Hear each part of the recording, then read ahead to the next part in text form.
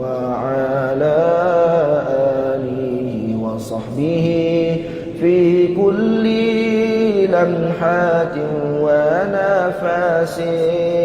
ونفس بعدد كل معلوم لك. اللهم صل صلاة كاملة وسلم سلاما تاما على سيدنا محمد الذي تنحل به العقد وتنفرج به الكرب وتقضى به الحوائج وتنال به الرغائب وحسن الخواتيم ويستسقى الغمام بوجه الكريم وعلى آله وصحبه في كل لمحة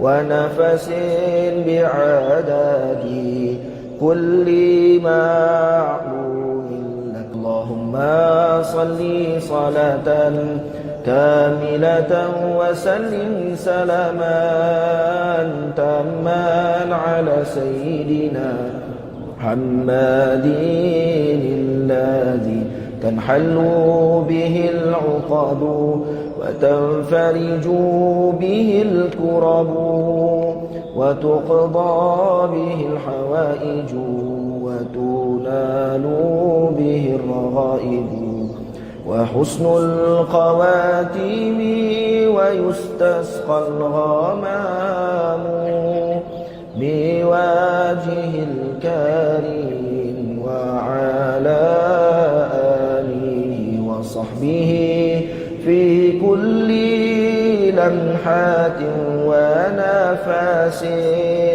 ونفس بعدد كل معلوم لك. اللهم صل صلاة كاملة وسلم سلاما تاما على سيدنا محمد الذي تنحل به العقد وتنفرج به الكرب وتقضى به الحوائج وتنال به الرغائب وحسن الخواتيم ويستسقى الغمام بوجه الكريم وعلى آله وصحبه في كل لمحة ونفس بعدد كل معلوم لك. اللهم صل صلاة كاملة وسلم سلاما تاما على سيدنا محمد الذي تنحل به العقد وتنفرج به الكرب وتقضى به الحوائج وتنال به الرغائب وحسن الخواتيم ويستسقى الغمام بوجه الكريم وعلى آله وصحبه في كل لمحة ونفس بعدد كل معلوم لك. اللهم صل صلاة كاملة وسلم سلاما تاما على سيدنا محمد الذي تنحل به العقد وتنفرج به الكرب وتقضى به الحوائج وتنال به الرغائب وحسن الخواتيم ويستسقى الغمام بوجه الكريم وعلى آله وصحبه في كل لمحات ونفس بعدد كل معلوم لك. اللهم صل صلاة كاملة وسلم سلاما تاما على سيدنا محمد الذي تنحل به العقد وتنفرج به الكرب وتقضى به الحوائج وتنال به الرغائب وحسن الخواتيم.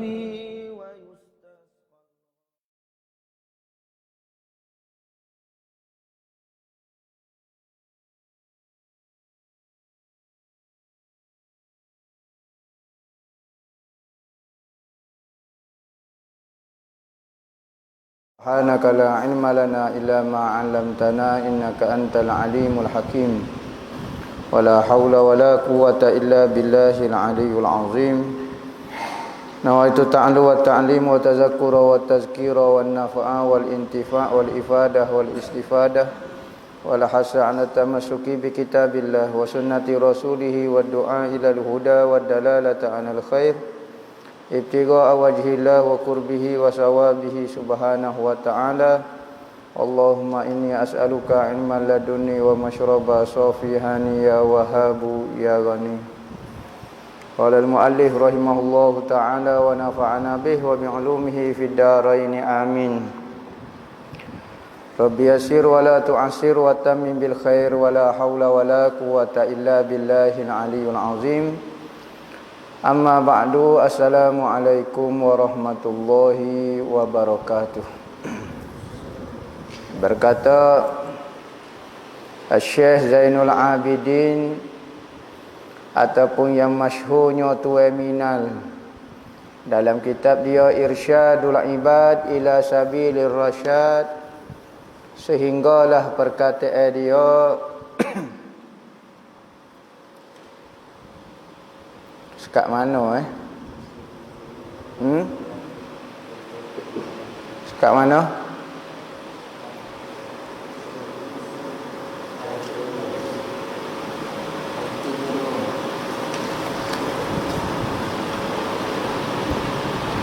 Gapa dia bunyi dia tu?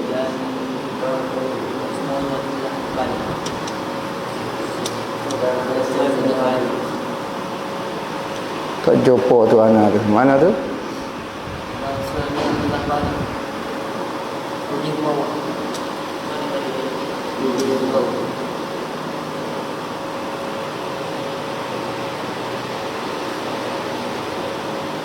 Tujuh daripada bawah. 1, 2, 3, 4, 5, 6, 7.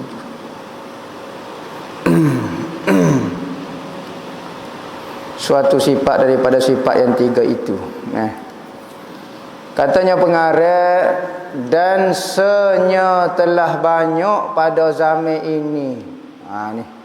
Katanya Tuan Minal memberi kepada kita supaya kita berhati-hati dengan ulama, berhati-hati dengan ustaz-ustaz, orang yang mengajar.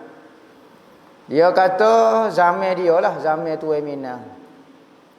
Dia kata dan senya telah banyak pada zaman ini, zaman Tuan Minal ni, beberapa manusia yang mendakwakan dirinya alim. Mendakwa isteri dia alim. Kenapa Tuan Minal kata dia mendakwa alim? Sebab dia mengajar nampak supaya alim, salah belaka. Tu panggil mendakwa. Tetapi kalau dia ajar betul sungguh, maka betul alim orang ni. Tetapi kalau mendakwa saja alim, mengajar tak sepadan dengan ilmu, maka tu dipanggil mendakwa. Yang mengajar ia akan manusia yang awal dengan pengajaran yang salah. Oh, ajar benda salah. Lepas tu you duk mengajar dalam YouTube tu orang Yahudi buat. Maka tak ada lembaga penapisan. Dalam YouTube tu macam-macam ada. Tak ada apa boleh tahan nak mengajar. Ayah peng boleh tahan nak mengajar. Ambo duk mengajar. Ya tak ada hak betul salah. Tak boleh kita buat hujah kata dia duk mengajar dalam YouTube soho bangga-bangga. Kabar-kabar dia betul tak? Ya kata zaman dulu pun ada juga hak tak ada ilmu, hak sesat mengajar orang. Pengajaran yang salah dan beberapa iktikad ajar pengajaran yang salah. Dan rahsia mengajar ilmu pelik-pelik. Lah ni kalau dalam YouTube nak mengaji ilmu hakikat, ilmu gapo macam-macam ada. Kalau hak betul tak apa. Yang menyesatkan hamba Allah. Pada zaman dia tu penuh dah. Zaman tu Mina ni orang tak main internet lagi. Tetapi zaman tu ramai dah duk mengajar ajaran-ajaran yang tidak layak dengan orang-orang awam. Dan setengah mereka itu, kata Tuan Mina, setengah daripada hok bendakwa alim, hok duk mengajar manusia ajaran salah tu, yang berpegang dengan zahir ayat Al-Quran yang mutasyabihat. Pegang zahir ayat Quran. Ayat Quran ni, dia pegang ayat Quran zahir tak apa. Tetapi ayat mutasyabihat pun dia kata ayat ni ayat zahir juga. Ayat Al-Quran ni terbahagi kepada dua. Pertama dipanggil ayat muhkamat, kedua ayat mutasyabihat. Hunna ummul kitabi wa ukharu mutasyabihat. Ayat muhkamat ni apa maksud ayat muhkamat? Semata-mata turun ayat Al-Quran itu sudah dipahami. Jelas. Tak perlu ditakwil lagi. Hak ni dipanggil ayat muhkamat. Tak perlu ditakwil dan difahami secara jelas. Kedua, dipanggil ayat mutasyabihat. Ayat mutasyabihat ini, ayat ini diturunkan tetapi masih ada banyak takwil dan makna dia. Ayat mutasyabihat. Maka apabila ayat mutasyabihat, kita tak boleh berpegang dengan zahir ayat itu. Kerana ayat itu tasyabuh. Apa maksud tasyabuh? Seolah-olah ada kesamaran. Contohnya ayat mutasyabihat, ayat yang menjadi kesamaran seperti ayat-ayat yang menyatakan Tuhan nak serupa dengan makhluk. Seperti Tuhan istawa alal arsy. Ar-Rahmanu alal arsy istawa. Ar-Rahman istiwa di arasy. Apa maksud istiwa? Ada belah makna. Belakang ni dia ada sebut mengenai istawa alal arsh. Maka ayat ni, istawa ni banyak makna. Ada lebih kurang belah makna istawa ni. Ada makna istawa, ai makna masuk, ada makna betul, ada makna sama, ada makna duduk, ada makna menguasai, ada banyak tetap, banyak makna. Maka apabila ayat mutasyabihat, Ahlu sunnah wal jamaah ada dua golongan. Kalau ayat muhkamat sepakat ulama khalah dengan ulama salah, satu saja pegangnya kerana ayat ini tak perlu bagi takwil kerana tidak ada masalah ayat ni. Ngakak kita pun tidak bercanggah dengan nas ayat Quran lain pun tidak bercanggah. Ayat mutasyabihat ni ayat kesamaran. Ayat ni bercanggah dengan ayat Quran lain. Ayat Al-Quran lain kata, ayat muhkamatnya kata Tuhan tidak sama dengan makhluk. Laisa kamislihi syai'un wa huwas samiul basir. Tidak ada penyamaan Tuhan dengan makhluk sama sekali. Tiba-tiba ada ayat mutasyabihat, seolah-olah Tuhan ini nak sama dengan makhluk. Ada perkataan yadung, ada perkataan goni. Wajah, ada makna wajah, ada makna yadung dalam Al-Quran. Seolah-olah Tuhan ada tangan, ada muka, ada gapo. Ayat lain kata Tuhan tidak sama. Maka kaedah dia kena ingat ni. Apabila bercanggah di antara ayat muhkamat dengan ayat mutasyabihat, wajib dipegang ayat muhkamat. Yakni Tuhan tidak sama dengan makhluk sama sekali. Kena pergi hak tu dulu. Kerana ayat muhkamah ini dipahami semua lagu tu. Orang faham lagu tu dah. Tak ada khilaf pun ulama dan manusia mengenai makna dia. Mana kalau ayat mutasyabihat kerana dia banyak makna, contohnya perkataan istawa dan belah makna, maka wajib bagi kita memilih salah satu daripada makna yang tidak bercanggah dengan ayat-ayat muhkamat. Seperti istawa dengan makna istaula, menguasai. Tuhan menguasai arah. Betul. Kerana tidak bercanggah dengan ayat Quran, laisa kamislihi syai'. Kalau kita ambil makna istawa itu contohnya qa'ada, ai jalasa, kau apa dia duduk ke, maka jadi nampak bercanggah dengan ayat Quran laisa kamislihi. Maka wajib ditakwil ke ayat mutasyabihat yang banyak makna supaya tidak bercanggah di antara dua ayat Quran, biar sama dengan ayat muhkamah. Sebab itulah ayat mutasyabihat ni para sahabat marah orang-orang berhujah menggunakan ayat mutasyabihat. Tak silap hamba Al-Imam As-Suyuti sebut dalam kitab dia Al-Itqan fi Ulumil Quran. Dia kata sahabat dulu marah orang berhujah dengan ayat mutasyabihat kerana ayat mutasyabihat ni tidak difahami murak keinginan dia kerana terlalu banyak makna. Tiba-tiba orang lain ni pegang zahir. Dia dari mana dia? Yadung, tangan. Tu ada muka. Sudahnya pegang zahir lagu ni. Maka sesaklah orang lain ni. Nah, sahabat-sahabat dulu tak tahu. Gapo dia makna yadung? Tak tahu. Batu demo tak beriman kau dengan yadung. Saya beriman dengan lafaz ini kerana dia adalah ayat Al-Quran. Saya tidak penuh engkar perkataan yadung, perkataan wajhum, perkataan istawa, perkataan goni-goni kerana ia adalah daripada Al-Quran, wajib saya beriman. Patu yadung ni saya tak tahu. Dia anggota, tak? Dia perbuatan, tak tahu apa. Satu istilah yang Tuhan letak di dalam Al-Quran dan ayat ini perkataan ni jadi mutasyabihat, saya pun tak tahu makna dia. Maka sahabat baca saja. Tuhan ada yadung, ya yadung. Yadung ni tangan, bukan? Anggota, bukan? Patut apa dia? Tak, Allahu a'lam. Kita yadung ni apa? Tangan. Sudah. Tangan ni kita faham lalu duduk atas, duduk bawah. Kalau duduk bawah orang panggil kaki dah. Boleh duduk tangan tapi duduk bawah ataupun duduk atas kepala atau panggil tanduk.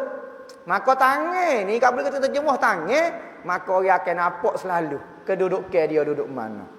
Sekalipun kita kata tangan yang tidak sama dengan tangan makhluk. Tangan tangan tak sama lah dengan makhluk. Jangan. Sahabat tak pernah bercakap lagu ni depan Rasulullah ayat mutasyabihat. Sebab tu ayat mutasyabihat ni banyak mengelirukan apabila diterjemuh dengan bahasa asing, bahasa ajam. Kalau orang Arab kita mengaji mudah, pokok dia salah belaka, dia kata yadung. Satu istilah. Dia sendiri pun tidak faham. Kerana kalau kita makna yadung, ai bi makna jawarih, anggota, sudah selalu. Bercanggah selalu. Maka ayat mutasyabihat ni ulama ahli sunnah wal jamaah pertama serah 100% ni ulama salah.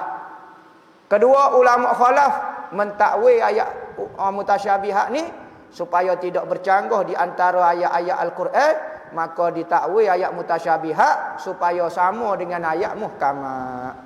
Ayat muhkamat ni tak ada orang nak boleh takwil dah sebab betul dah. Tu. Maka katanya Tuan Mina ada kumpulan sesak duduk mengajar ayat mutasyabihat pegang zahir. Siapa dia? Adalah kumpulan pegang ayat mutasyabihat ni pegang zahir. Bahkan dia buat pula istilah tauhid pula. Satu bab di dalam pengajian tauhid 3. Tauhid 3 ni tauhid yang diasaskan oleh Al-Imam Ibnu Taimiyah pada tahun 600. Dia diasas pengajian ni, cara pengajian tauhid bukan salah ni. Jangan kata tauhid 3 ni tauhid salah.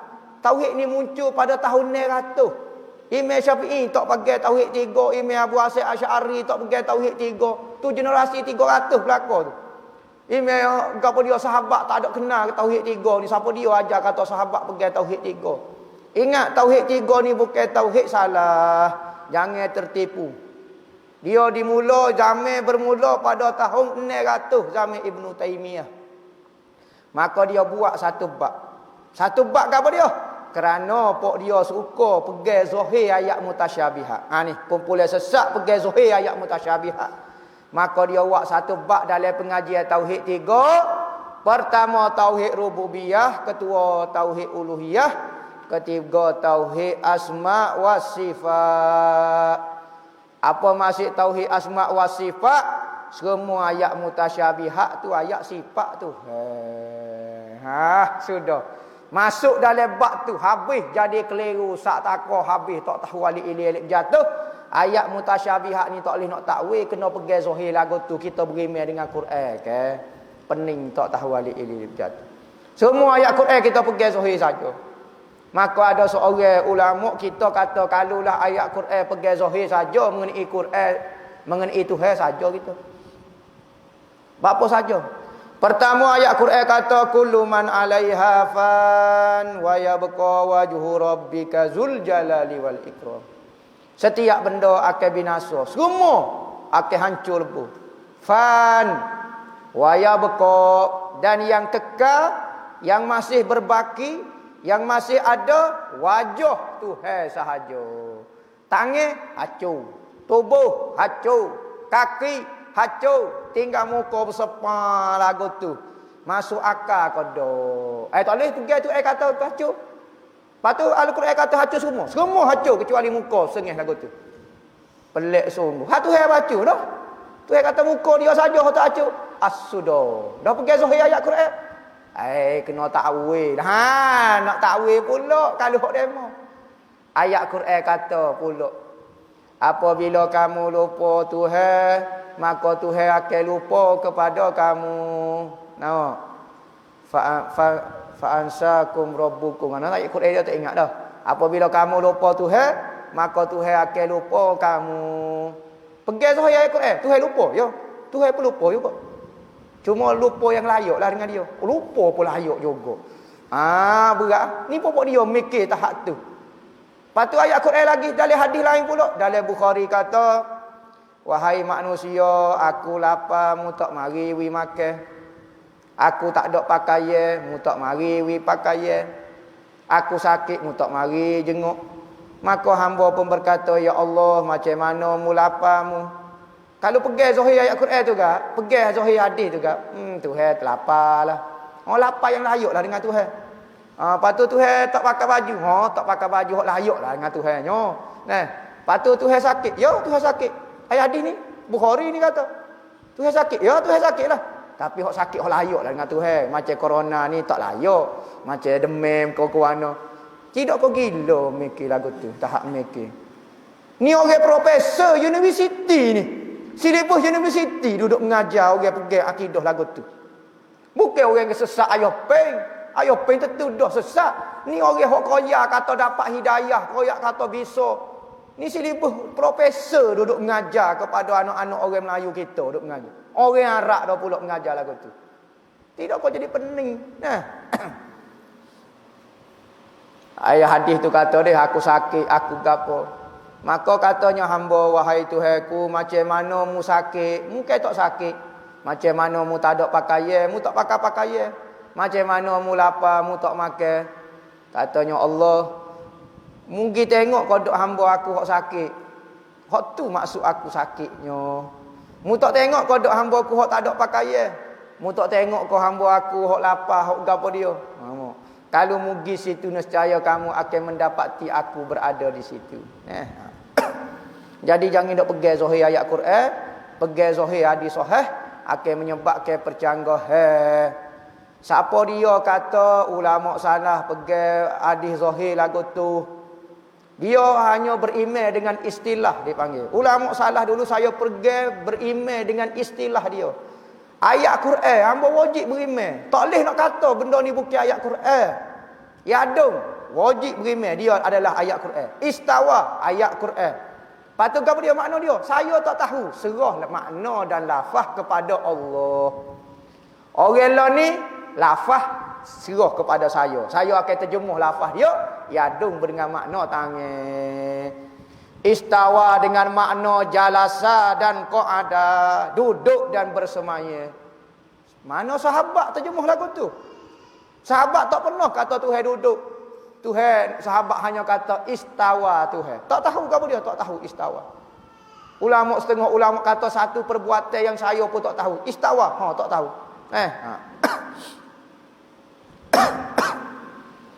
Satu, ulama salah. Serah makna kepada Tuhan, lafaz juga kepada Tuhan. Orang lah ni lafaz dia terjemah, makna serah Tuhan. Misalnya Tuhan, ikutlah. Tuhan tak sama. Tapi Tuhan ada tangan tapi tak sama. Ada tangan tu bentuk penyamaan. Seolah-olah kita kata Tuhan sama dengan makhluk. Kerana makhluk ada tangan, Tuhan ada tangan. Maka kita kata Tuhan ada tangan, menyamakan Tuhan dengan makhluk pula. Patut dia berhenti ayat tu, dia pun kata, tapi tak sama. Sama. Mula-mula ayat seolah-olah kita kata Tuhan tu sama dengan makhluk. Tuhan sama tapi tak sama. Pelik kecil. Supaya kata demo ni bodoh tapi cerdik. Tengok. Demo ni cerdik tapi supo lembu. Gitu lebih kurang. Cerdik tapi supo lembu. Hamba tak faham. Demo nak puji hamba, kau nak kata kat hamba ni. Demo nak mulia ke hamba, kau nak hina hamba. Demo nak sama hamba dengan lembu, kau tak sama. Dak dari sudut supo dengan lembu tu supo. Tapi cerdik dia demonya. Tak supo pula. Jadi lagu mana? Supo tapi tak supo. Berkecek lagu ni pening. Maka ulama menghukum ke haram berkecek menyebabkan benda pening masyarakat. Masyarakat akan tergambar muka lain lah. Kita mengajar di Balasah, Tuhan ada tangan, mokcik tu gambar apa. Orang tua tu gambar lagu mana. Sahabat tak pernah mengajar lagu ni. Tuhan ada tangan, ada kaki, ada apa tak pernah. Ni kita duk mengajar atas Balasah. Tapi tak sama lah pokciknya. Pokcik duk tergambar dah. Ada tangan tapi tak sama. Tak sopa tangan kita. Kali tangan dia berorak gagah ke guana macam macam robot kok kalau tu biar pistol kok gapo dia. Lagu tu. Maka manusia akan jadi keliru, hukum dia haram. Kufur kau dak kecek lagu ni? Tidak kufur. Pendapat muktamad hanya fasik saja kerana kata-kata ia membawa kepada kesamaran dan keraguan dan menyebabkan iktikad yang pelik-pelik muncul kepada akidah orang mukmin. Tapi kalau dia kata Tuhan ada tangan, serupa tangan hamba. Tuhan duduk atas harah, lagu ni. Kape sepakat. Tak ada khilaf. Tapi kalau dia kata ada tangan tapi tak serupa dengan makhluk, hok layaklah, hamba tak tahu. Ada tangan. Maka jadi fasik. Tapi kalau dia kata Tuhan ada yadung, Tuhan ada yadung. Gapo dia tangan? Bukan mana tangan. Apa dia? Tak tahulah. Satu istilah hamba sendiri pun tak faham. Maka apabila ayat mutasyabihat ni benda yang tidak dipahami oleh sahabat, maka ayat mutasyabihat tidak boleh buat akidah. Ayat muhkamat saja boleh buat akidah kerana dia difahami. Tu kaedah dia. Kerana benda yang kita nak pegang ni mesti jelas dalil dan penunjukan dia. Kalau kesamaran, ada makna ni, maka tak boleh nak buat hujah, tak boleh nak buat pegang dalam bab akidah. Ayat tu mesti mutawatir, ayat Quran memang mutawatir dah. Makna dia pula jangan mutasyabihat. Hadis ni hadis sahih. Al-Quran wajib ditakwil lagi kalau mutasyabihat, wajib ditakwil dengan muhkamat. Apatah lagi kalau hadis ni sahih. Ada orang kata Tuhan duduk atas langit, dalil dia hadis dalam Bukhari. Hadis jariah kata seorang hamba tu tunjuk Tuhan Nabi Muhammad tanya Tuhan duk mana, dia tunjuk lagu ni. Tuhan dak atas langit lah maksud dia. Contohnya. Maka hadis tu sahih. Tak boleh dilawan, mesti kena benar hadis sahih. Kena ayat Quran sendiri pun kalau bercanggah dengan ayat muhkamat wajib ditakwil mutasyabihat jadi biar sama makna dengan muhkamat. Apatah lagi hadis sahih. Maka hadis ini sekalipun sahih, pertama dia martabat hadis ahad, tidak sampai peringkat mutawatir. Hadis sahih ada dua, mutawatir dan ahad. Hak boleh berhujah dalam akidah hadis mutawatir saja, hadis ahad tak boleh.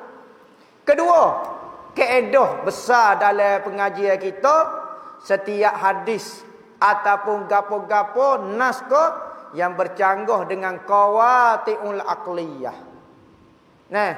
Kaedah yang sabit dengan akal dan nas ayat Quran hak muhkamat, maka wajib terbatal automatik ayat tu.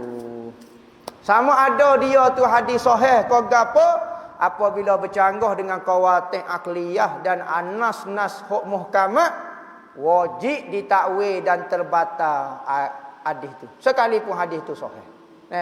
Maka dicek semula, maka ditengok riwayat dalam Muwatta Imam Malik.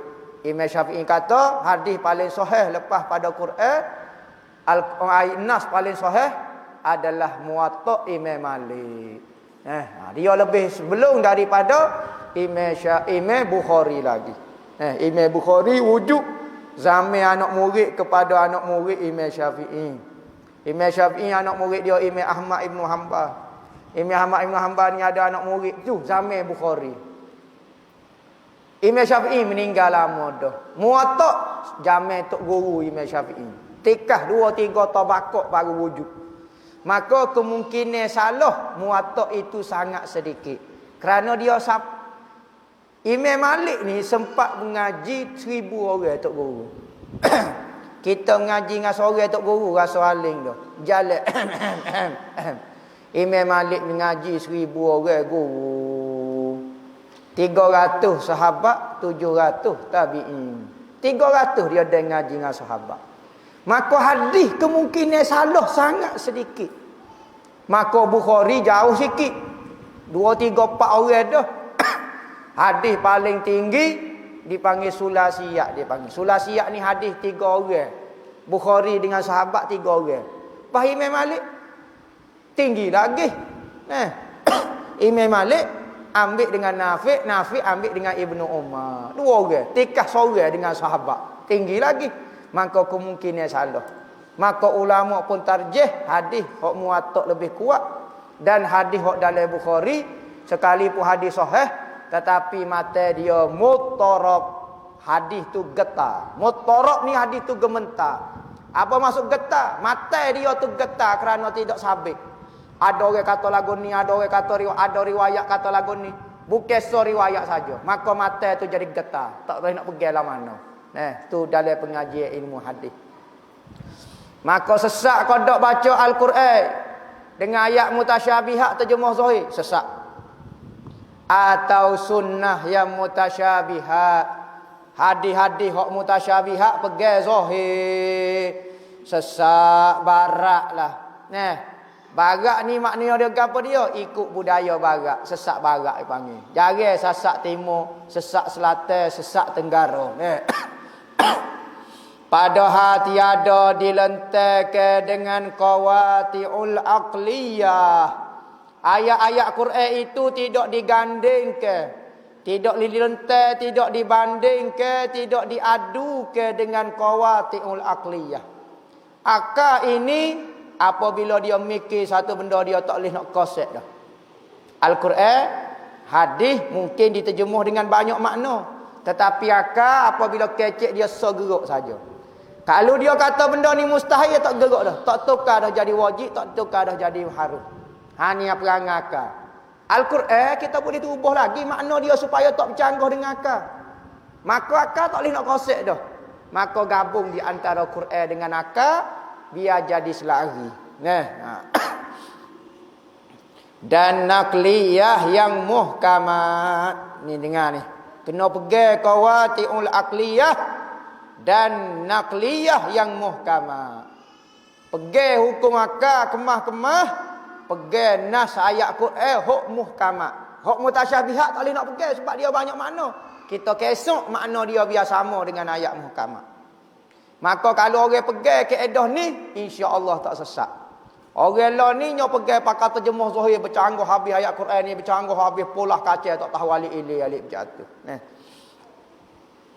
Tetapi berpegang oleh mereka itu dengan zahir ayat yang mutasyabihat. Nyo pegang zahir semata-mata. Dalam mata Jauharah kata wa kullu nasin auhama tashbiha awil au fawid warum tanziha. Setiap nas yang menunjukkan, nas yakni Al-Quran atau yang hadis, auhama tashbiha, memberi wahai kepada kita akan samanya Tuhan dengan makhluk. Dua cara. Awil pertama kena takwil. Maka ulama kata apa disebut awil dulu? Kerana pendapat awil ini lebih muktamad. Awilhu au fawid ataupun serah. Style ulama salah. Takwil ulama khalah. Kedua-dua ahlu sunnah wal jamaah. Warum tanziha. Ingat perkataan warum tanziha. Di samping kita serah makna dia, berserta kita iktikad Tuhan tidak sama dengan makhluk. Bukan serah makna, tetapi hati kata Tuhan ada tangan, ada gapo. Jangan iktikad lagu tu. Nah, berserta serah tak tahu gapo dia, Tuhan tidak sama sekali dengan makhluk. Tu, tak ada istilah khalah dengan salah bercanggah, tak ada. Ustaz ngaji pondok ni tak tahu ulama salah. Ambo ni mengaji tauhid salafus soleh. Ambo alhamdulillah Tuhan beri rezeki boleh mengaji dua-dua. Salah pun mengaji, khalah pun mengaji. Tetapi kedua-dua ahlu sunnah wal jamaah tak berjumpa lagi. Tok guru ambo syarah hak ulama salah bercanggah dengan pegangan khalah. Tak pernah jumpa lagi. Sekalipun pengajian tauhid dia berbeza dua orang ni, khalah lagu lain cara mengaji. Salah lagu lain, dia pegang Quran hadis gitu ya. Tetapi tak pernah bercanggah. Sebab tu kalau kita dengar ada orang mengajar tauhid salah tiba-tiba bercanggah dengan khalaf, maka bukan salah tapi salah. Dia kata dia mengaji lagu tu tok guru ambo syarah. Tok guru demo pun salah juga. Tak sodok buahlah lagu tu. Maka jatuhlah mereka itu, mereka yang berpegang zahir ayat mutasyabihat Al-Quran dan hadis hak mutasyabihat tu di dalam lahu kufur, jadi kafir, boleh membawa kepada kafir. Hak ni dia sebut kafir direct dia, boleh membawa kepada kafir. Ambo sebut dah, kalau dia kata ada tangan tapi hak tak serupa dengan tangan makhluk, hak layak jadi pasik baru. Tapi kalau dia kata ada tangan, supon ni, nyuakak gini, maka jadi kafir. Maka akidah lagu ni sangat bahaya. Lebih bahaya daripada Covid lagi. Maka orang kena akidah lagu ni kena vaksin 2 kali. Vaksin dengan akidah ahlu sunnah wal jamaah, barulah tak kena corona wahabi. Lagu tu. Maka vaksin itu penting. Lah ni lembu pun kena vaksin weh. Bukan kata manusia, lembu pun kena vaksin. Maka sesak mereka itu duduk seka pakai jubah, pakai serban, menangis tengah malam, tapi akidah hak dia pegang sesak. Oh sedap kata kau orang sesak. Kau tu jerit tengah malam tak curi telur itik baik demo kata sesak. Sedap demo. Oh ni bahasa jenis ngaku dia seorang betul ni. Baca gak sejarah Mu'tazilah Abu Ali Al-Jubba'i Wasi bin Atta, seorang yang sangat alim, anak murid 10,000, malam-malam bangun tahajud jerit tengah malam, tengah hari puasa, tapi dia sesat. Kumpulan dia dipanggil Mu'tazilah. Kumpulan Mu'tazilah ni adalah kumpulan pencuri ayat. Tak. Lepas tu dia baik, bagus. Tetapi sesat dia. Sesat di dalam ilmu. Maka orang lah ni jangan koyak. Nampak ada doktor, ada PhD, ada profesor, ada syekh, ada maulana, ada goni, ada gotu. Tetapi dia sesat. Yang mana nampak dia baik. Baiklah, sesat lah. Dia belanja ambo makan teh obeng. Welung. Baik ayah peng belanja nak makan nasi. Botek obeng barang ni pih ya. Jadi jangan tertipu dengan orang sesat. Orang sesat ni bukan tak semaya saja, bukan dok curi, bukan dok berzina, bahkan kumpulan dalam akidah hak sesat pun sesat juga. Syiah sesat, Wahabi sesat, Mu'tazilah sesat, Qadariyah sesat. Macam-macam, Jabariyah sesat. Tu kumpulan tu sesat. Tak curi telur itik tu. Barang berjuruh belakang, pakai jubah, pakai serban belakang. Sebab tu masyarakat kena buka mata. Buka minda, buka hati untuk memahami kesesatan di akhir zaman. Jangan nampak sesak tu kata curi piti orang ya dak. Sesak ni dalam agama pun banyak mana. Kena perhati. Jangan kata Allah nyanyonya sesak juga dia punya. Nampak macam juru kecek lemah lembut ya. Apa Wahabi punya. Kecek lemah lembut. Dahlah dia sesak dan menyesatkan oleh mereka itu akan manusia yang awal nyotipu pula. Dahlah dia sesak ngaji di universiti hok sesak, wak kelik pula mengajar ke orang kampung habis sesak orang kampung. Orang dulu ngaji duduk Mekah, kita sebut cerita dia. Syekh Daud 30 tahun duduk Mekah. Madinah 5 tahun, 35 tahun duduk ngaji. Tak jadi Wahabi. Pok kita baru tahu nak kata mengaji sungguh kodok tak tahulah. Ngaji duduk 4 tahun kelik bawa Wahabi. Weh lu. Patut kalau Wahabi betul patut Syekh Daud mengaji Wahabi, jadi Wahabi lah Syekh Daud umur 30 tahun. Ni duduk 4 tahun koya nak jadi Wahabi dah. Macam-macam orang Macam-macam orang ada. Ada tu orang tu dia kata ustaz sedap kata orang mengaji gini-gini. Saya masa ngaji you dulu payah ustaz. Oh jangan mengaji fiqh maqarin. Dia sebutlah cerita-cerita dia. Saya tulis tesis lah, saya gapo lah. Ustaz ngaji pondok atas pohon pisang lagu tu sedap ustaz kecek kata. PhD ni tak mengaji tak gapo. Hamba tulis nak selok kata. Ada seorang tu sayang hamba juga. Kita dengan sayang ya. Dengan orang lain hamba tak kenal ni sayang hamba lah. Kalau nipu sayang hamba lah. Ngaji Pak Mazhab lah, ngaji Gotu lah. Kelik tak tahu mazhab gapo. Ngaji kitab Bidayatul Mujtahid. Bidayatul Mujtahid Ibn Rushd. Pak Mazhab. Kelik nak ngajar orang atas masjid. Syafi'i pun tak tahu alik-alik jatuh. Maliki pun salah. Hanafi pun dok. Hambali pun dok. Dok belakang. Apa? Ngaji Pak Mazhab. Tomie, capu nasi kerabu, capu lopak tiket, capu nyepak. Nak kata lagu mana? Makan ne podok, minum me podok, sepak atas belakang ya kena. Jadi tak jadi berlaku. Hak tu macam-macam. Maka adalah mereka itu tengok Tuan Mina kata. Bukan hamba kata dah. Minta maaf lah siapa dia tengok dalam video ni. Hamba tak kata, hamba je baca kata-kata ulama. Kalau nak gocah tu gocah dengan dia Tuan Mina ni. Pergi lah cari kubur dia ke mana. Dia 120 tahun dah tak ada. Pergi lah gocah. Dia kata apa? Dan mereka itu seperti Dajjal. Supo Dajjal.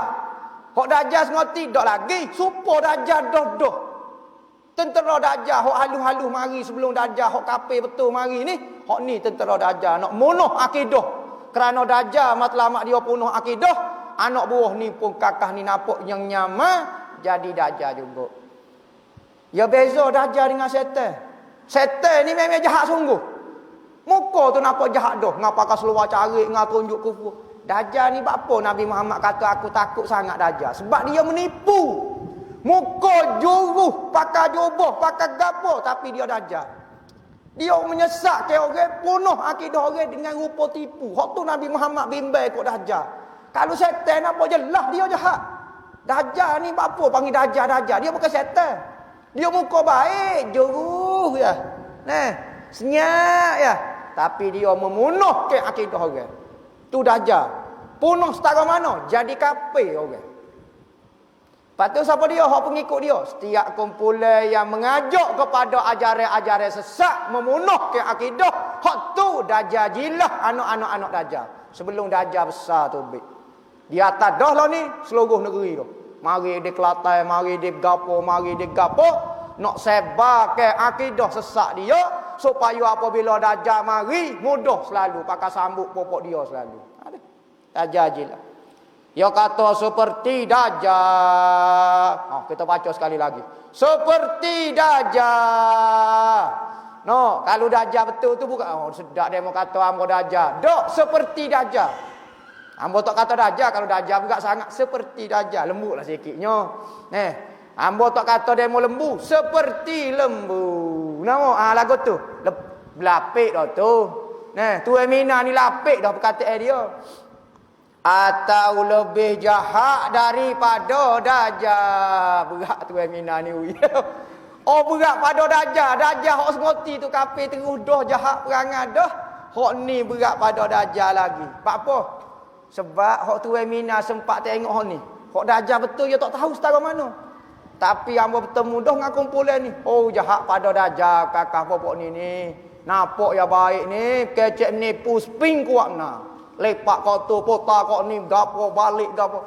Ni kata tu Mina hamba dah sepak kumpulan ni. Dajjal betul hamba tak ada jumpa. Ni Dajjal sungguh. Dan kosak oleh mereka itu dengan kedemikian itu. Tengok. Pagok tu Mina wi ni. Bukan hamba wi dah, hamba je baca ya. Hendak menipu daya akan harta manusia. Bapa dia mau ngajar lagu ni. Ambo bapa dia mau ngaji paudah akidah ni sesat. Ambo kalau mengaji boleh siji kelik ada jawatan. Ada pangkat. Nak tipu manusia. Pergi mengajar balasah boleh pitih. Pergi mengajar di kolej boleh pitih. Duduk menipu orang. Sangat jai. Saya jawatan dia. Mana ada? Ada seorang tu. Ada seorang syekh pok kita lah. Ahlussunnah wal Jamaah berdebat dengan pok dia. Tak berdebat. Cabar berdebat baru. Maka katanya syekh kita kata. Dia kata saya cabar pok-pok awak. Kalau lah awak kalah dalam berdebat ni, letak semua jawatan. Kalau saya kalah, saya akan keluar daripada Malaysia. Saya tak Kalau pun awak kalah, letak jawatan. Awak mufti ke, awak menteri ke, awak gapo ke, profesor ke, pensyarah ke, letak jawatan awak. Awak gaji belah ribu tu. Takut selalu pok dia ni. Maka dia tak setuju dengan perdebatan tu. Dia kata berjudi. Berjudi? Kerana mempertaruhkan jawatan. Sedaklah demo tak ada jawatan. Demo ngajar pondok lagu tu sedaklah. Ambo ni cakap nak lepas. Jadi mufti berapa ribu. Pensyarah berapa ribu. Kalau ambo nak berhenti. Ambo duk mengaji lama keni. Duk cari CJ. Bukan. Pitih lah. Kau ngaji master PhD. Gaji bezo. Pergi sekali lagi pula jadi pro. Gaji pula. Hak ni hak kumpulan sesat lah. Bukan hak semua PhD doktor tu sesat belaka. Jangan seru hati dah. Sila akak tangan sekali. Para doktor-doktor Ahlussunnah wal Jamaah jangan seru hati. Ambo royak aku hak sesek tu saja. Jangan buat perangai lagu tu. Kita tak balas pok kita jangan pecah. Jangan ada tu seru hati ngambo. Jangan seru hati pok kita Ahlussunnah wal Jamaah jangan dok bimbang. Ambo dok kecek dengan hak bukan Ahlussunnah wal Jamaah. Jangan dok seru hati lagu tu mungkin sedap ustaz kata kat ambo seru hati. Jangan ambo tak kata tak ada niat gapo dia. Ambo dok kecek masalah di planet Pluto bukan di bumi ni guna. Jangan dok seru. Supaya hendak memenuhkan perutnya dengan harta yang haram. Mengajar ilmu sesat ambil piti. Haram wak kerja lagu ni. Maka lagi akan dipenuhkan perutnya dengan api neraka Jahannam. Nak marah tu. Tu Mina serabut dah tu. Zaman dia ni ada kakah-kakah lagu ni. Seperti firman Allah Subhanahu wa ta'ala. Qul innal ladzina yaftaruna 'ala Allahil kadzib la yuflihuna mata'un fid dunya summa ilaina marji'uhum summa nuziquhum azabal syadida bima kanu yakfurun.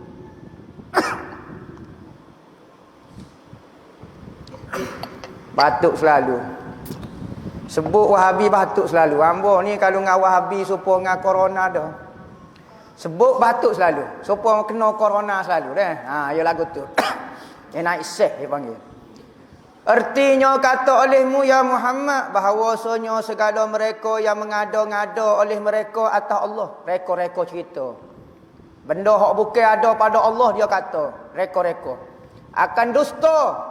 Benda-benda hak tak betul sama sekali. Dok kata atas Tuhan macam-macam. Tiada beroleh kemenangan. Ingat, segala perancangan mereka tidak akan berjaya. Iaitu kerana berkehendak akan mata benda. Tujuan dia tidak lain tidak bukan nak mengauk harta benda pitih dan harta. Dunia hak sedikit ni. Dunia ni sedikit ya katanya Tuhan. Kemudian kepada kami kembali mereka itu ingat dia dok mengajar sesak-sesak lo ni boleh pitih, tetapi ingat katanya Allah mu akan kembali kepada aku.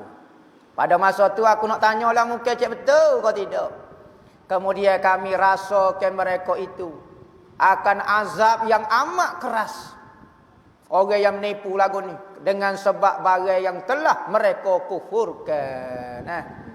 Ketahui olehmu hai saudaraku, wallahu a'lam. Apakah yang dimaksudkan taat ulil amri secara terperinci? Taat kepada pemerintah, wajib taat kepada pemerintah. Sekalipun pemerintah itu tak baik, berzina tiap-tiap malam, curi tiap-tiap malam, bunuh orang tiap-tiap malam, selagi mana pemerintah itu Islam, wajib kita taat. Dan dia tidak menyuruh kita melakukan maksiat, maka wajib taat. Wajib kita kena taat. Jangan kita keluar, haram kita keluar daripada taat, daripada pemerintah selama mana dia tidak mengajak kepada kekufuran. Alhamdulillah kita pemerintah kita tak ada lagi suruh kita semua tokong, tak ada lagi. Jadi lo ni kena taatlah kepada ulil amri. Patut ulil amri ni ijtihad ni masjid hamba tak lagi. Hak tu ijtihad pokok dia. Kalau salah pok dia lah. Kalau betul-betul pok dia lah. Tugas kita dah yang tak sewigi, kita boleh semaya di rumah. Bukan kalau rumah pun tak boleh semaya, rumah boleh semaya. Masalah semaya di rumah tak semaya Jumaat pun. Masjid keluarnya nak pergi semaya Jumaat. Tak boleh semaya di rumah tak pergi semaya Jumaat pula. Tahu? Hamba nak istirahat atas masjid je. Ibadat ni biar kita. Lah ni kita dok belajar suluk di rumah. Belajar hidup ke rumah kita dengan majlis taat. Lah ni kita ada handset. Duk dengar orang ngajar kuliah di rumah kita. Hidup sekurang-kurangnya. Kalau dulu kita duk dengar di masjid, rumah kita duk dengar cerita Piramli lagu tu ya. Lah ni sekurang-kurangnya kita tengok dalam rumah kita. Pakat tengok belakang dalam rumah. Hidup juga rumah, suasana agama. Boleh semaya Jumaat. Lagu tu lah. Ingat orang mukmin ni sentiasa mencari peluang-peluang baik pada semua keadaan. Keadaan susah pun dia cari benda-benda kebaikan boleh buat. Tapi kalau bahasa jenis kaki lipat, tanya senang tak pergi balasa. Tanya senang tak dengar kuliah. Jadi taat oleh al-amri kena taat juga. Boleh qada belakang semaya qada, belakang semaya sunat, hukum dia sah. Tak ada masalah apa, cuma makruh saja dah. Ayah pelihara rumah, ayah jiran saya sentiasa buat najis depan rumah saya. Nak buat lagu mana bertahun-tahun dah saya gerai ketar nak marah ke dia. Lagu ni nak marah kok tuan, gocoh dengan tuan. Gini sebenarnya, gi kecek dengan tuan dia. Cakap dia tak tahu. Dah tuan dia tak tahu. Ayah tu dia pun dah legot dah. Tanya tuan dia tak ada, dia pun tubik buka sendiri koci, jalan pergi rumah jiran perut berok. Dia mana tahu, kena royak ke tuan dia dulu sebelum kecek kira. Royak kata awak pegang ayah ke? Gini saya nak royak cerita. Kalau boleh tutup pukul gambar, buat bukti jelas molek supaya nak berdakwa. Ni saya nak royak awak ni, ayah awak mari berok pak depan rumah saya ni, bukti apa ada gambar saya dah hantar kepada bulletin apa semua masuk TV ni, apa semua orang duk kecek apa semua ni. Bukti dia. Maka saya tak perasan, saya tak tengok TV, saya tasawuf. Okey, ambillah ayat tasawuf awak bo gitu. Nampak gitu. Kena kecek dulu, dia mungkin tidak tahu kau tak sedar. Kalau dia sedar, kita royak dah dia lepas juga ayat dia. Kalau tak sengaja nak kata mana terlepas, dia sengaja, hal tu salah dia lah, dosa dia lah. Patut kita kena pagarlah, tak suruh dia masuk. Lagu tu. Apakah saya nak tanya apa hukum post video, gambar makanan di dalam media sosial? Tengok. Tujuan apa? Saya menego burger. Lepas tu, post gambar burger cakap nak post gambar supik. Supik tak ada keliru orang, kena gambar burger lah. Memang pun nego kan kena tarik orang lah. Maka atas dasar jualan, tak apa tu. Tapi kalau kita tunjuk saja-saja makanan suruh keliru. Oh, sedapnya. Bukan jual pun. Ya, sedapnya. Like pula orang susah, tulis orang yang paling miskin, tu tunjuk. Kawan tu tengok belanja air liur, makruh. Makruh. Tapi kalau kita yakin dengan video kita itu menyebabkan orang tekan, sakit hati. Misalnya semua hak like itu orang miskin saja, tengok jadi sedih hati orang mukmin, dosa. Tapi kalau kita tak yakin video kita siapa dia tengok orang miskin, orang kaya, maka makruh saja. Dah. Sebab tu ulama kata makan di kedai ini hukum makruh. Kerana makanan kita dilihat oleh manusia. Kadang-kadang orang tak ada kemampuan nak beli makanan. Kita dok makan burger. Dolah buat makan di KFC tu depan cermin tu, siap ngepeng wak kawan tu lalu bawa susu anak. Nah, makan tangan-tangan. Ingat burger, teliun burger kita nah. Jadi mengarut dah tu. Macam mana nak jumpa dengan ustaz you? Pondok ustaz kat mana ya? Kampung mana ya? Nama. Gini. Mari pondok lah. Ambo orang Kelantan, mari sinilah macam ni. Nah. Jamai dok lockdown ni jangan dok mari. Jamai lepas-lepas ni lah. Nah. Kena taat kepada pemimpin. Nah. Minta ustaz ijazah ke amalan terdapat dalam kitab Lum'ah atau Aurat karangan Tok Wei Ali Kutai untuk diamal. Jadi hamba ijazah ke kitab Lum'ah atau Aurat sebagaimana hamba terima daripada guru ana. Cuma moleknya mari berdepan lah dan mari jumpa dengan keluarga dia sendiri, minta ijazah lebih molek lagi. Lebih beradab lagi. Tapi kalau tak ada peluang, hamba ijazah dah cukup dah tu. Hamba ambil daripada salah satu sanak ambonya hamba ambil daripada tuan guru Abdul Hamid bin Haji Daud Pondok Seligi. Dia ambil daripada Tok Dalo. Tuan guru Haji Abdul Rahman Arsyad Tok Dalo.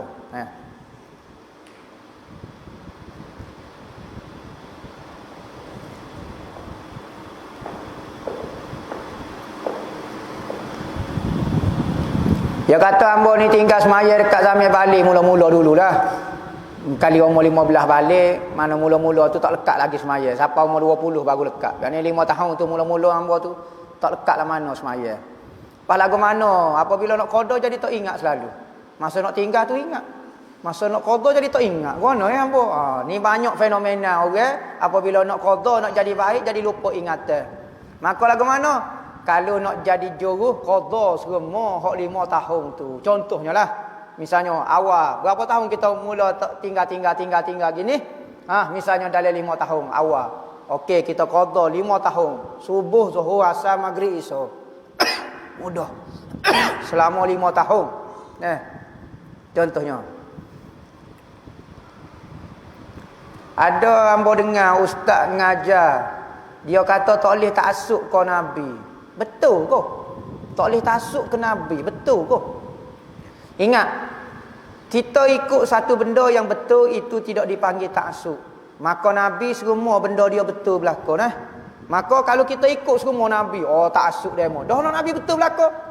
Kalau orang lain kita tak boleh taksub kerana kemungkinan perbuatan dia salah. Maka kalau kita taksub, takut-takut terikut dengan benda salah tu. Maka kita ikut Nabi tak dipanggil taksub kerana semua perbuatan Nabi itu adalah betul. Apa hukum kita minta maaf tanpa sebut kesalahan? Mazhab Maliki boleh lagu tu. Minta maaf dah. 000. Minta lagu tu boleh. Bapa dia mau minta maaf bapa ngamba? Tak boleh royak. Apa? Coklat dia banyak mana kita bahas. Telur ayam dia mana-mana kita curi. Minta maaf lagu tu boleh. Dalam mazhab Maliki boleh minta maaf secara umum. Mazhab Syafi'i tak sah minta maaf kecuali dengan tafsir. Kena sebut, apa awak minta maaf dengan saya? Saya lah duduk curi telur itik awak selama ni. La ilaha illallah, bergocoh hari tu. Lepas pada gocoh baru saya puas hati. Selama keni demo, ambo ingat itik ambo mandu. Ambo tak kat pergi hospital, buat rawatan IVF lah apa dia nak suruh telur. Tak boleh, rupanya dah hemo duk curi telur itik ambo selama keni. Berat ambo suka jahat kau itik ambo. Nyanyo itik ambo tengok mepeh jerit dia. Gi minta maaf dengan itik telur nampak tu. Jadi kena royak dalam mazhab Syafi'i, mazhab lain tak payah royak.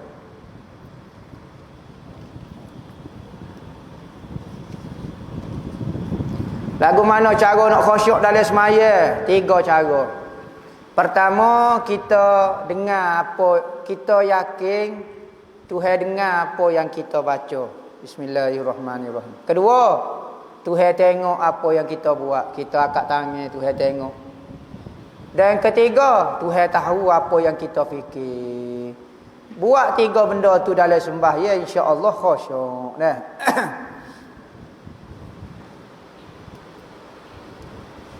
Ustaz mohon pencerahan beza zikir pagi dan petang dengan maksurat pagi petang. Maksurat ni zikir lah, samalah. Pagi petang boleh berlaku nah. Tengah-tengah baca Al-Fatihah tiba-tiba menguak. Kena ulang ke tak? Tak. Kalau baca tu baca boleh. Bismillahirrahmanirrahim. Tak lari lah mana. Jangan bismillah. Lari cara. Tu kena ulang mulalah. Kalau bom menguak tak itu boleh, tak ada masalah apa. Cuma makruh baca Al-Quran sambil menguak, sambil sedawa, sambil gapo nah. Macam mana nak tegur orang mengopak lebih-lebih lagi di tempat kerja. Di tempat kerja kita ada mesin naik dia. Tulis mesin naik, tulis besar. Jangan mengopak Tuhan marah, tepek di kursi kita. Nampak? Orang pun tengok Allah.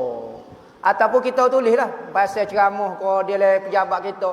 Siapa dia yang mengopak akan masuk neraka. Kita pula jogi. Oh, senyap so pejabat sari takut nak mengopak. Nampak? Kita berlakulah buat lagu-lagu mana nak suruh orang takut. Gitulah. Kadang-kadang kalau mulut kita dia mau tak dengar, kita buat orang lain kecek. Nampak? Ataupun ayaklah cerita-cerita orang yang kena seksa mengopak ko. Hamba nak dengar cerita bukan Sebelum pagi-pagi, sebelum kita makan pagi ni, sebelum kita start ngopak ada cerita Allah. Kat rumah hamba tu kaki ngopak ya Rabbi. Kih ngopak tu doa dia orang cabut lengo dia. Oh, takut. Tabat lelah tak ngopak. Dia kena ayat cerita lagu tu. Oh, biar hamba nak ingat nak ngopak dah ni. Esok kita ngopak dah. Esok pula. Esok ayat cerita kau berat, cabut pala pula. Tak ngopak dia ya.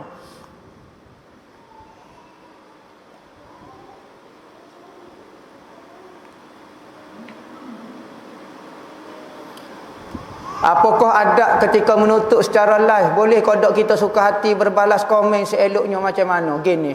Live ke dia ada soal jawab. Kalau kita semata-mata hanya nak bersoal nak tanya, boleh mungkin. Tidak jadi ganggu adab. Nah, ni dah duk buat pula, chatting pula situ. Kuliah ngaji ilmu tasawuf, kitab hikam. Tino jatuh duk chatting. Awak tu tak masuk lagi ke? Saya dah mula-mula sekali sebelum buka lapu nyala dah saya. Nampak?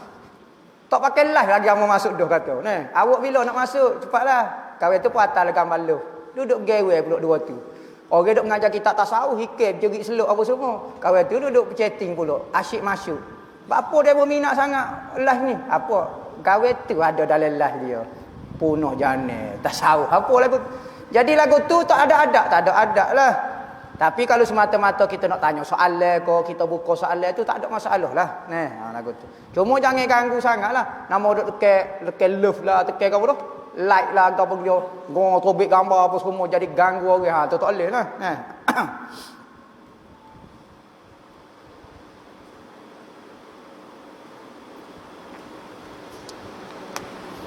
Apa hukum hamba ni pergi kucing amah?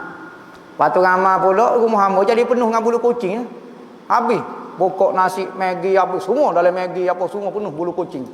Pas lagu mana hamba nak semaya bulu kucing kan haji. Dah nak kata ke mana dah bulu kucing belaka. Kecek batu tubik bulu kucing. Pas nak buat mana bulu kucing penuh lu kata.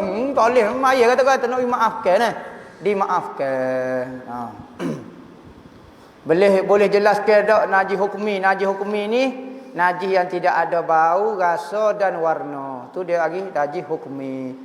Sama ada dia tu asalnya najis aini tapi tak dibasuh, contohnya air kecing. Kena pakaian lama tak basuh, kita tinggal lama hilang dah bau semua rasa, maka najis tu asal najis aini bertukar najis hukmi. Maka najis hukmi tak boleh buat semaya juga.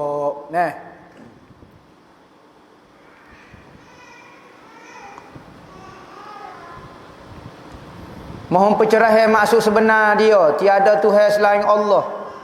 Ko tiada Tuhan selain Tuhan Allah. Tiada Tuhan selain Tuhan. Tiada Tuhan yang sebenar. Terjemuh dia, tiada Tuhan yang sebenar-benar, hanya Allah Ta'ala sahaja Tuhan yang sebenar-benar. Tu terjemuh dia. Nama dia kata tiada Tuhan selain Allah. Tuhan tu ke zat, Allah tu nama. Nak syarah lain tu. Jadi tiada Tuhan kecuali nama. Kecuali nama Allah. Sudah nak jadi pening tu.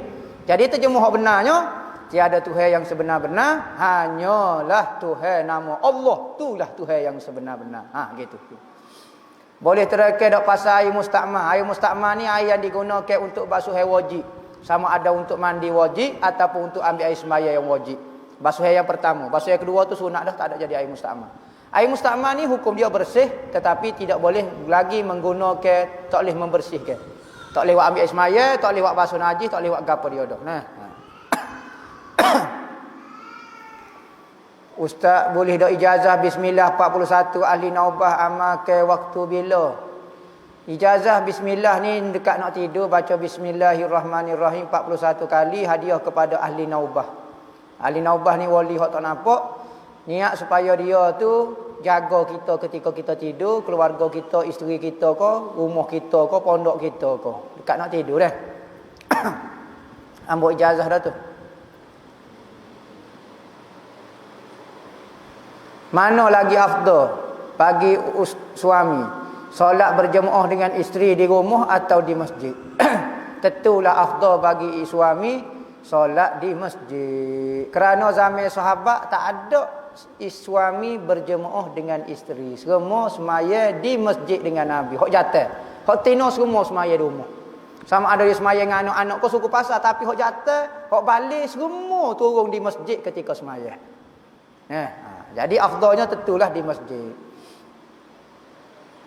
Benar kodok mati malam Jumaat terlepas seksa kubur? Ya, tidak ada istilah seksa dah di kubur, tetapi apabila pada mahsyar kena seksa supaya tolong. Kalau hak jahatlah.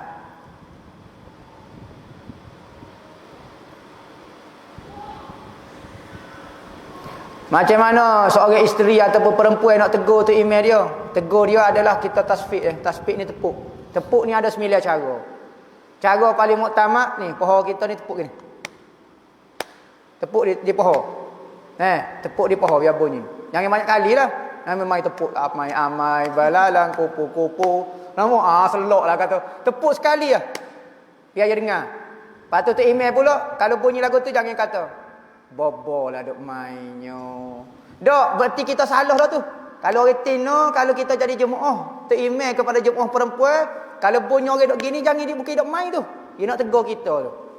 Kalau orang lelaki, tegur dengan subhanallah. Kalau orang jatina, tebuk dengan tasbih. Lagu tu. Dalam sabilah ada sebut secara jelas. Nasihat untuk peraja ilmu. Agar kami dapat istiqamah belajar tanpa memikirkan nak berkahwin dan bekerja. Gini, berkahwin tidak salah, bekerja juga tidak salah. Tetapi kalaulah kedua benda ini menghalang kita untuk mengejar cita-cita kita menjadi wali Tuhan, menjadi ulama, menjadi tok guru, dulu. Ni panggil dulu. Tunggu dulu, biar jadi wali dulu, biar pandai semua benda. Boleh selak, boleh bergocoh, boleh terbai, boleh berjapi, boleh belakang pak tape. Lah lagi lah. Nak nikah pak direct pun tak ada masalah. Ni ngaji nampak ganah dah. Dan nikah takut tak ada nak alih. Dia panggil alih sebuah salah. Kerana alih sebuah salah? Nak tak belakang, nampak supaya bisa. Dengan serabai besar, kecek. Astaghfirullahalazim. Apa astagfirullah? Sebab batuk. Batuk buat astagfirullah ibu. Sebab tasawuf lagi. Nak tak belakang nampak bisa telajak. Nak tak depan mayak-mayak rokok. Ni panggil sebuah salah ni jadi macam tengok. Ni jadi masalah. Jadi kena istiqamah lah. Ingat cita-cita kita dah. Nak jadi orang alim, nak buka pondok, nak gapo, selesai ke waktu dulu. Tetapi kalaulah perasaan berkahwin ataupun bekerja ni terlalu kuat sehingga kita tak boleh nak tahan dah. Tak boleh nak jalan dah kita. Jalan sepok. Tak boleh bangun cacat pakai jalan kesok lagu tu. Tu kena nikah lah tu. Siapa tahap tu kena nikah lah tu. Ustaz, apa hukum kita dah berubah baru tahu orang tu akidah dia sesat? Sudah. Tak apa, tak ada masalah apa. Muamalah dengan orang yang akidah sesat, Nabi muamalah dengan orang kafir. Bukan muamalah di kesesatan dia tu. Misalnya orang ajar dia sesat tapi dia jual sekut tawar. Kita pergi beli sekut tawar. Oh, tak boleh dia mau muamalah dengan orang sesat. Dok kita bukan kata muamalah berkaitan dengan kesesatan dia. Kita gibomo, mungkin dia pandai mengorok, pandai apa dia. Kemahiran dia tak apalah. Dia ajar dia sesat tak menjakit. Kalau dia pergi itu jadi sesat Oh, sesat dah ambo. Apa ustaz? Nya pergi tangan ambo. Apa? Yang mengalir kau tangan kau tu. Sudah, demo sebenarnya sesat. Bukan tak bomo tu sesat. Demo sebenarnya kau sesat berat lagi. Jadi boleh, tak ada masalah apa. Moleknya kita muamalah orang hok molek lah. Tapi kalau muamalah ni tak jadi masalah apa. Hukum kita cek ni result exam orang. Kawan tu boleh apa? Tengok berlaku. Ingat bukan bunyi bunyi. Berapa? Berlaku. Gerak siapa hoi panggil? Tak ada apa. Kita pun tengok orang malu orang. Kita ingat budak tu macam pandai pakai spek apa semua. Boleh Nampak? Jadi air dia malu, dia ingat dia pandai apa? Malu. Maka haralah kita cari air orang.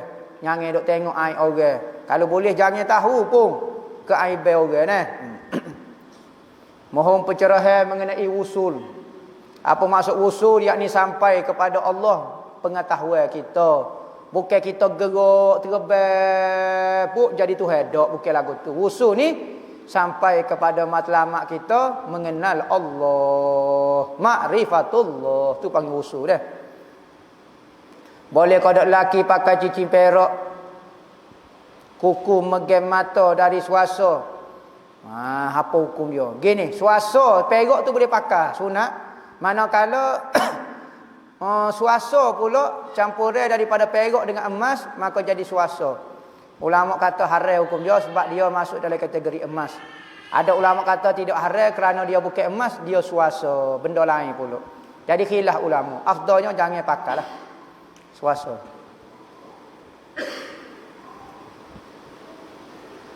Kita duduk dekat dengan masjid, tapi kita semaya sendiri rumah-rumah ataupun sembahyang Jumaat dengan keluarga, apa hukum? Dalam mazhab kita hukum dia makruh saja kerana hukum sembahyang Jumaat adalah fardu kifayah, dia orang buat maka tak jadi dosa dah. Mazhab Malik kata jiran masjid itu tidak sah sembahyang kecuali sembahyang di masjid. La salata li jahril masjid illa fil masjid. Tidak ada sembahyang, tidak ada istilah sembahyang bagi jiran-jiran masjid kecuali di masjid. Maka mazhab Maliki kata tidak sah jiran masjid sembahyang di rumah, kena sembahyang di masjid. Kerana hadis tu. Nah, mazhab kita kata tak ada masalah apa.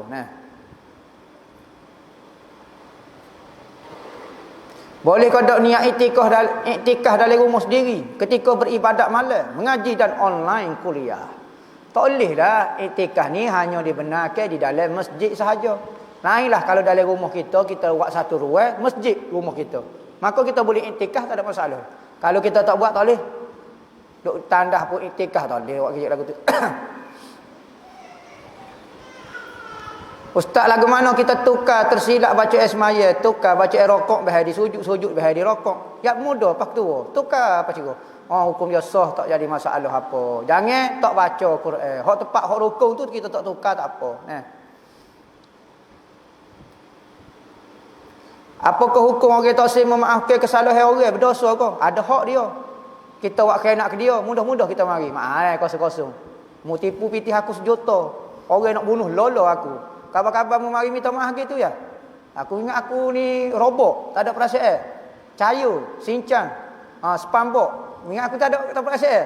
Maka ada hak dia sebab orang main perasaan dia, orang maka cuma afdal ke maaf, afdalnya maaf. Tapi kalau dia tak maaf pun ada hak dia. Tak dosa. Kerana apa? Kerana kezaliman itu akan dituntut hari kiamat. Hari kiamat, apa tu hari kiamat? Antaranya nak mengadili orang-orang yang tak puas hati atas muka dunia. Maka apa maksud orang tak puas hati? Dia tak maafkan kesalahan orang buat jahannya ke dia. Maka dia nak tuntut keadilan di akhirat. Maka akhirat tu ada kerana nak mengadili orang lagu ni. Nah, Tuhan tak pernah kata maaf-maaf ke dia lah. Tak. Pilihan demo cuma lambatlah sikit masuk syurga. Duduk cara kis demo. Boleh kau dak ustaz definisi ke sebenar orang betul bahagia dunia dan akhirat. Bahagia dunia akhirat ni ikut Allah, ikut Nabi Muhammad, bahagia dunia akhirat. Apa kelebihan cukur kepala bayi? Sunnah Nabi.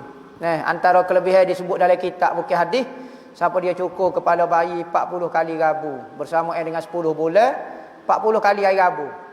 Tanpa berhenti, insya-Allah anak dia akan jadi seorang fakihan, jadi tok pekoh, jadi orang alim, jadi orang bijak.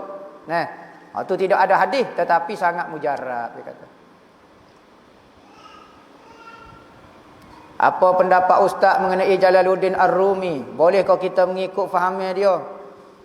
Ambonya secara detail, secara ikhlas lah ambo sebut. Ambo ni tidak mendalami sangat mengenai Jalaluddin Ar-Rumi. Tetapi dia suhulah orang sufi. Sultanul Asyikin dipanggil. Seorang raja kepada perindu. Kata-kata dia sangat indah dalam ilmu tasawuf. Pelajaran dia orang alim dalam ilmu tauhid sebenarnya. Lepas daripada dia jumpa dengan tok guru dia Syamsuddin At-Tabrizi, maka dia jadi orang sufi. Maka dialah yang mengasahkan tariqah Maulawiyah. Hok pakai piah panjang muta lagu tu. Dia muta lagu tu, peristiwa tu berlaku ketika dia kehilangan guru dia. Apabila Syamsuddin At-Tabrizi meninggal, dia ni anak tok guru besar dah, mengajar ilmu tauhid dah, ramai dah anak murid. Maka mari Syamsuddin At-Tabrizi, dia jadi anak murid kepada Syamsuddin At-Tabrizi. Maka pada hari meninggal dia terlalu sedih, maka dia pun seolah-olah macam nak melepaskan diri dia, dia muta. Dia pakai piah panjang dia muta. Dia nak melepaskan semua perasaan dia. Maka mulalah tariqahnya muta lagu tu nak lepaskan perasaan. Adalah maksud-maksud yang tersembunyi yang dia nak beritahu. Jalaluddin Ar-Rumi. Amo nak tahu tak tahulah, nak ikut lagu mana pahamnya dia kau gapo dia, alhamdulillah insya-Allah betul lah. Tak jumpa lagi lah kesesatan dia tu. Wallahu a'lam. Al-Fatihah.